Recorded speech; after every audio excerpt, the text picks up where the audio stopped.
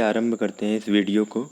ये वीडियो है नए छात्रों हेतु जो अपनी तैयारी को आरंभ करते हैं यूपीएससी और सिविल सेवा की तैयारी के लिए। ये वीडियो उन सभी छात्रों के लिए है जो यूपीएससी, यूपी पीसीएस और बिहार की पीसीएस की तैयारी कर रहे हैं या इवन हर स्टेट पीसीएस की तैयारी कर रहे हैं। तो चलिए आरंभ करते हैं कि नए छात्र क्या क्या न करें और क्या क्या करें। अक्सर हम भटक जाते हैं और उसमें लगे रहते हैं, अपना समय गंवा देते हैं। तो क्या है कि कम पढ़ें।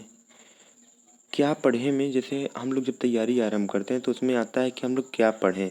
पहले सर्वप्रथम बुक लिस्ट जानना चाहते हैं, जो सही भी है, एक हद तक जानना चाहिए, पर उसमें कुछ भी न पढ़ें। कोई भी बता दे रहा है कोई भी बुक लिस्ट, उसको न पढ़ें। टॉपरों की बुक लिस्ट देखें, टॉपरों की वो वाली बुक लिस्ट देखें जो उन्होंने स्वयं के यूट्यूब चैनल पे कहा है। किसी कोचिंग के यूट्यूब चैनल पे अगर कोई टॉपर बोल रहा है तो वहाँ से आप ना देखें, क्योंकि वहाँ पे दबाव रहता है। ठीक, सिलेबस को बार बार देखें। जिस भी तैयारी, अगर आप स्टेट पीसीएस में अगर बिहार की तैयारी करें तो बिहार के सिलेबस का प्रिंट आउट निकलवा लें, उसको बार बार देखें, आपका वो ट्रैक बना देगा। ठीक, उसके बाद एक कम पढ़ें। कम पढ़ने का अर्थ है कि पढ़ें ही मत, ये नहीं है। कम पढ़ने का अर्थ ये है कि अधिक सामग्रियों को बार बार न पढ़ें। मान लो एंशिएंट हिस्ट्री आपको पढ़ना है तो आप एस के पांडे भी पढ़ रहे हैं, आर एस शर्मा भी पढ़ रहे हैं और 50 तरह की पुस्तकें पढ़ रहे हैं, उसका कोई मतलब नहीं है। मॉडर्न हिस्ट्री में इवन आप बिपिन चंद्रा भी पढ़ रहे हैं, स्पेक्ट्रम भी पढ़ रहे हैं, एस के पांडे भी पढ़ रहे हैं, शेखर बंदोपाध्याय का भी पढ़ रहे हैं, कोई मतलब नहीं है। आप कितना लेके जा सकते हैं एग्जाम हॉल में, आपको ये काम देगा। तो किसी एक चुनिंदा बुक को पढ़ें या दो पढ़ें, उसके बाद उसका मल्टीपल रिवीजन। ओके, देन है कि हम लोग क्या करते हैं आजकल टेलीग्राम पे या यूट्यूब चैनल के माध्यम से कहीं से भी पीडीएफ दिन भर इकट्ठा करते रहते हैं। तो ये अच्छी बात नहीं है। अच्छी ये सही से बताइए जो जो कर किया होगा कि कितने लोग पीडीएफ को दोबारा पढ़ते हैं, या पीडीएफ को एक बार पढ़ने के बाद रिवीजन कितने लोग करते हैं। कोई नहीं करता होगा, उसका कोई उपयोगिता नहीं है। तो आप क्यों कर रहे हैं इन सब चीज़ों को, फालतू में मेमोरी भर रहे हैं, अपने मन को सांत्वना दे रहे हैं, कोई मतलब नहीं। हैंड रिटन नोट से ही आपको एग्जाम हॉल में सफलता दिलाएगा। तो दिन में पीडीएफ को इकट्ठा ना करें। ऑनलाइन सुविधा मिली है, जैसे मोबाइल है, आप देख रहे हैं ऑनलाइन सुविधा से, उसका सही उपयोग करें कि आप मूवी या अन्य तरीकों से समझ रहे हैं, आप उसका उपयोग न करें। आप उसको न्यूज़पेपर पढ़ने में, अच्छे न्यूज़पेपर आजकल मिल जाते हैं टेलीग्राम पे, जैसे दैनिक जागरण हिंदी वाले हो गए, दैनिक जागरण हो गया, जनसत्ता हो गया। द हिंदू गांव में नहीं पहुंच पाता, द हिंदू पढ़ लिए आप। करंट अफेयर के यूट्यूब पे वीडियोस देख लिए, 50 तो चैनल बने हुए हैं। स्टडी IQ वर्ल्ड अफेयर अच्छा है, इसको देख लिए। पाथ फाइंडर जो महिपाल राठौर का बना है वो अच्छा है। तो आप लोग इसको रेफ़र कर सकते हैं। ऑनलाइन सुविधा का अच्छा प्रयोग करेंगे तभी सक्सेस मिलेगा, नहीं तो क्विट कर दीजिए। नहीं करनी है तैयारी तो मत कीजिए, कोई मतलब नहीं है समय बर्बाद करने का। जहाँ तक संभव हो बुक पढ़ें, हार्ड कॉपी पढ़ें। आप जो मोबाइल में पढ़ते हैं या पीसी में पढ़ते हैं उसको नोट्स नहीं बना पाते, या उसमें उसको क्या कहें, उसको हाईलाइट नहीं कर पाते आप। बहुत कम लड़के ऐसे जानते हैं जो डिजिटल नोट्स बना के उसको बार बार रिवीजन कर सकते हैं। उसमें न जाएं।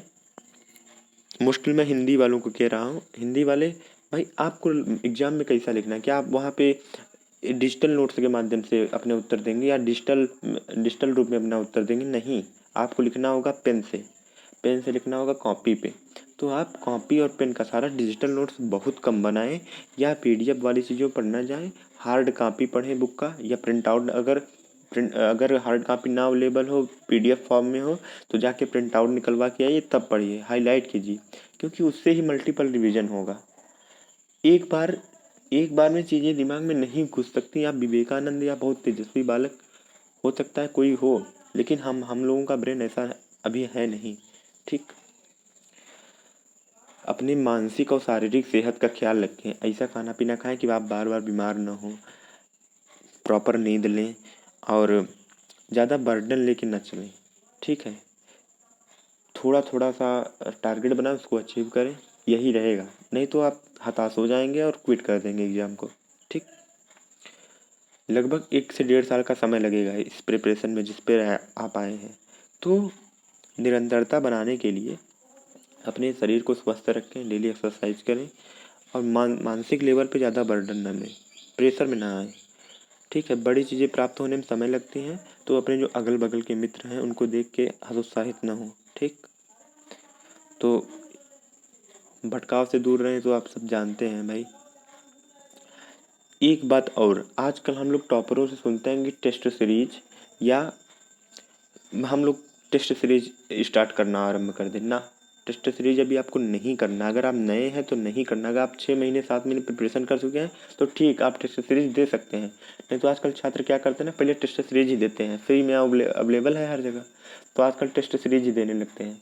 तो ये काम नहीं करना, क्योंकि आप पढ़े कितने हैं। अगर आपने 2-3 बुक ख़त्म कर लिए तो आप टेस्ट सीरीज दें, कोई दिक्कत नहीं। अगर आप नहीं ख़त्म किए तो टेस्ट सीरीज देंगे, आपको कुछ नहीं समझ में आएगा, उसके बाद कहेंगे एग्ज़ाम बहुत कठिन है, क्विट करके चले जाएंगे। ये काम न कीजिएगा। पहले आप पढ़ तो लीजिए, उसके बाद टेस्ट सीरीज दीजिए। जो टॉपर कहते हैं ना, वो आफ्टर प्रिपरेशन उनका 1-2 अटेम्प्ट निकल चुका होता है, तब वो टेस्ट सीरीज आरम्भ करते हैं लगाना। ठीक है, अभी अगर आप NCERT पढ़ रहे हो या कोई बुक पढ़ रहे हो तो तुरंत नोट्स ना बनाएं, क्योंकि नोट्स आप जो बना रहे हैं ना उसको पढ़ेंगे नहीं। मैं आपको फिर से बता रहा हूँ, जो आप नोट्स बना रहे हैं पढ़ेंगे नहीं, तुरंत नोट्स ना बनाएं। 2 बार बुक पढ़ने के बाद ही नोट्स बनाएं। ठीक, पहले बुक पढ़ें, उसको हाईलाइट करें, बुक में ही हाईलाइट करें, नोट्स ना बनाएं। तो इसी के साथ शुभकामनाएं। वीडियो को शेयर कीजिएगा, चैनल को सब्सक्राइब कीजिएगा। जो मैंने वादा किया था 21 जून से नया कार्यक्रम आरंभ होगा, तो आप लोग चैनल को सब्सक्राइब करवाइए, ज़्यादा से ज़्यादा छात्रों को जोड़िए, तभी ये कार्यक्रम संभव हो पाएगा। कार्यक्रम की निरंतरता तभी सार्थक होगी, नहीं तो कोई मतलब नहीं है समय देने का अपना। तो चलिए यहीं पर करते हैं एंड। सब्सक्राइब कीजिएगा, शेयर कीजिएगा।